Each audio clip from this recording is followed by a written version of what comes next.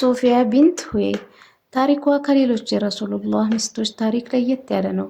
በቤተሰቦቿ እና በዘሯ ምክንያት ዘመኗን ሙሉ በጥርጣሬ አይን እየታየች የኖረች ሴት ሆነች። የረሱሉላህ ጠላት ከነበሩት መዲና ላይ የሚገኙ የአይሁድ ጎሳዎች መካከል የሆነው የበኑ ነዲር መሪ ሁዌይ ኢብን አኽጠብ ልጅ ነች።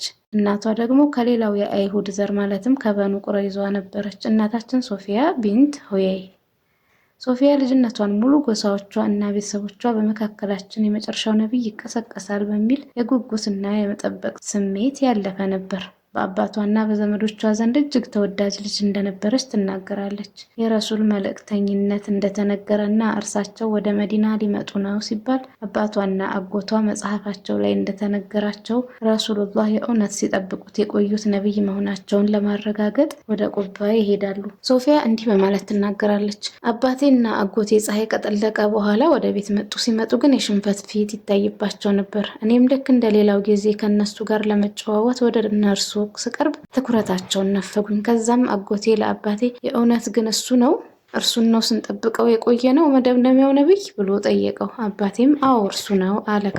ከዚህ በኋላ ምን እናደርግ ተባባሉ። አባቴም በህይወት እስካለ ድረስ የእርሱ ጠላት እንደሚሆን አወጀ በማለት በመካከላቸው ያደረጉትን ንግግር ትዘግብልናለች። ረሱል ወደ መዲና ከመጡ በኋላ እኚህ ሰዎች ጠላቶቻቸው እንደሆኑ እያወቁ ቀድመው ለመዋጋት ሞክረው አያውቁም። ልክ ከበኑ ሙስጦሊቆች ጋር ከተደረገው ዘመቻ በኋላ አብደላህ ኢብን ኡበይ እንደተጋለጠው ሁሉ የበኑ ነዲር እና የበኑ ቁረይዛ ጎሳዎች በኸይበር ዘመቻ ላይ ከውስጥ ሊያስጀምሩት የነበረው ሴራ በኸንደቅ ሲከሽፍባቸው አባቷ ሁዌይ እና በሰዓቱ የነበረው ባሏ ኪናን ኢብን አበል ሁቀይቅ ተገደሉ። ሶፊያ ከኸይበር ጦርነት በፊት አንድ ድንቅ ህልም ታያለች። በህልሟ ጨረቃ የኸይበርን ሰማይ ሞልቶ ተመለከተች። እርሷም ህልሟን ለባሏ ኪናን ስትናገር ይደበድባት ጀመር። አንቺም የስሪብን ንጉስ ተመኘሽ እያለ ክፉኛ መታት። ኸይበር እንዳለቀ የሁዌይ ልጅ ሶፊያን ዲህያ የሚባል ሶሃቢይ በምርኮ ያዘ። ብዙ ሰዎች ግን እንደ ሶፊያ ያለች የመሪ ልጅ በምርኮ መያዝ ያለባት በእርሱ ነው በማለት ረሱሉላህን ያናግሯቸው ጀመር። ከዛም ረሱል ወደ ሶፊያ መጡና አላህ እስከወሰደበት ጊዜ ድረስ አባትሽ ለኔ ጠላት ከነበሩ ሰዎች መካከል ነበሩ አሏት። ሶፊያም አላህ ቁርአኑ ላይ ወላ ተዚሩ ዋዚረቱን ዊዝረ ኡኽራ ኃጢአትን ተሸካሚም ነፍስ የሌላዋን ሸክም አትሸከምም ይል አይደለም እንዲህ አለቻቸው። ረሱል በምላሿ ተገርመዋል። ከዛም እንግዲያውስ ምርጫ ሰጥሻለሁ፣ በፍቃድሽ እስልምናን ከተቀበልሽ እኔ ጋር ትቆያለሽ፣ ወደ ህዝቦችሽ መመለስን የመረጥሽ እንደሆነ ደግሞ ወደ እነሱ እመልስሻለሁ አሏት። እርሳቸው እንደዛ ሲሉ ሶፊያ ድንቅ የሆነን ምላሽ ሰጠች።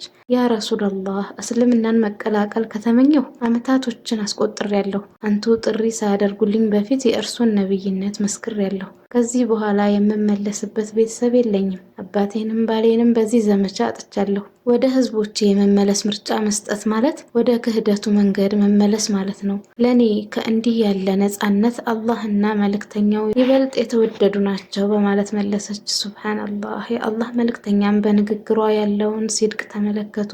ነፃም አደረጓት። ለትዳርም ጠየቋት። ለሰሃበቶች ሊዋጥላቸው ያልቻለ ውሳኔ ነበር። ሙሉ ጎሳዋ የእነርሱ ጠላት ሆኖ የመሪያቸውን ልጅ ያውም አይሁድ ሆና ለማግባት ማሰባቸው ጥሩ ስሜት ሊሰጣቸው አልቻለም። ባሏን ያጣችበት የዒዳዋ ጊዜ እስኪያልቅ ኡሙ ሱለይም ጋር እንድትቀመጥ አደረጉ። ሰርጋቸውም ከኸይበር ወደ መዲና የሚወስደው መንገድ ላይ ያለ ሰደረውሃ የሚባል ቦታ ላይ ኡሙ ሱለይም ሶፊያን አለባብሳት በቴምር ሰርግ ተደረገ። ኒካህ ካሰሩ በኋላ ረሱል ሶፊያ አይኗ ስር ስላለው ጠባሳ ሲጠይቋት ጨረቃ የኸይበርን ሰማይ ሸፍኖ የተመለከተችውን ህልም ለባሏ ስትነግረው እንደመታት ነገረቻቸው። ህልሟም እውን ሆነ።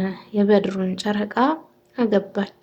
ጠዋት ሲነሱ ሰሃቢዩ አቡ አዩብ አልአንሷሪ ሶፊያን በጥርጣሬ አይን ማየቱን ባለመተው ምክንያት ከድንኳኑ ውጪ ጎራዴውን ይዞ እየጠበቃቸው ነበር። ረሱል ከድንኳናቸው ሲወጡ ያለበትን ሁኔታ ተመለከቱና ገብቷቸው ፈገግ አሉና ደህና ነኝ አሉት። ወደ መዲና ሲመለሱ ዜናው ቀድሞ ደርሶ ነበር። ሶፊያም ለውድ ልጃቸው ፋቲማ የወርቅ ጉትቻዎቿን በስጦታ መልክ ሰጠቻት። እናታችን አኢሻም እንደተለመደው ማን እንደሆነች ለማየት ወደ እርሷ መጣች። ሐቢበላህ ምን ምን እንደምታስብ ሲጠይቋት አንዲት አይሁድ ሴት ናት የምትታየኝ አለቻቸው። እርሳቸውም ከዚህ በኋላ እንደዚህ ስትል መስማት እንደማይፈልጉ ተናገሯት። አይሻም ከዛ ጊዜ በኋላ ተውኩኝ ትላለች። ሌሎች ሚስቶቻቸው ግን እኛ የተከበርን ሚስቶቹ ነን፣ የምንዛመድበት ገመድም አለን በማለት እንድትከፋ ሰበብ ይሆኑ ነበር። ልክ እንደዚሁ አንድ ቀን ረሱል ሶፊያ ጋር ሲመጡ እጅጉኑ እያለቀሰች አገኟት። ምን እንደተፈጠረ ሲጠይቋት አንደኛዋ ሚስታቸው ቢንተል የሁድያ በማለት እንደጠራቻት ነገረቻቸው።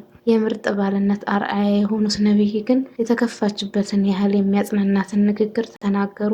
አንቺ አባትሽ ነቢዩላህ ሃሩን፣ አጎትሽ ነቢዩላህ ሙሳ፣ ባለቤትሽ ደግሞ ነቢዩ ሙሐመድ ሆነው እንዲህ ሊናገሩሽ እነሱ ማን አላቸው አሏት። ሱብሃንአላህ፣ ማን አለ እንደ ረሱሉላህ? ሶፊያ ምግብ ስራ ላይ ጎበዝ ነበረች። የእርሷ ቤት ግን የሚስቶቻቸው ሁጁራት ካሉበት ትንሽ ራቅ ብሎ ነበር። ረሱሉላህ ኢዕቲካፍ በሚገቡበት ሰዓት ሚስቶቻቸው መስጂዳቸው በመምጣት ይዘይሯቸው ነበር። አንድ የኢዕቲካፍ ምሽታቸው ላይ ሶፊያ ልትዘይራቸው ስትመጣ ግን ቤቷ ከመስጂዱ ትንሽ ራቅ ስለሚል ተጨንቀው ቤቷ ያደርሷት ነበር። የረሱሉላህ የሐጅ ወቅት ጊዜ የሶፊያ ግመል በመጥፋቱ ምክንያት በጣም እያለቀሰች ሲያገኟት መንገድ ሊጀምር የተዘጋጁትን ባልደረቦቻቸውን አስቆሙ። እንባዋን አብሰውላት ሌላ ግመል ሰጥተዋት መንገዳቸውን ጀመሩ።